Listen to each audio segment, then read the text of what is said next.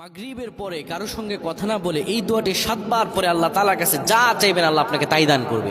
অভাবে আছেন, ঋণগ্রস্ত আছেন, মাথায় টেনশন, ঋণের বোঝা, বাড়িতে থাকতে পারতেছেন না, আল্লাহ সব আপনার পেরেশানি দূর করে দেবে ইনশাআল্লাহ। যদি আপনি আমলটি করতে পারেন, আমল মানুষের জীবন বদলিয়ে দেয়, আমল মানুষের জীবনকে পরিবর্তন করে দেয়। আল্লাহ তাআলা আপনার সব দোয়া কবুল করে নেবেন ইনশাআল্লাহ।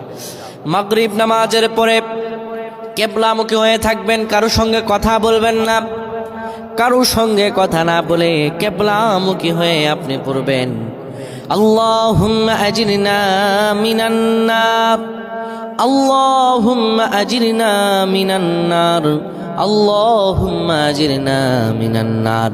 যদি এটি আপনি মাগরিব নামাজের পরে কারোর সঙ্গে কথা না বলে পড়ে 7 বার পরে দুটি হাত তুলে আল্লাহর কাছে দোয়া করেন, আল্লাহ জাহান্নামের আগুন থেকেও বাঁচাবেন এবং আল্লাহ আপনার সব দোয়াগুলো কবুল আর মঞ্জুর করেন।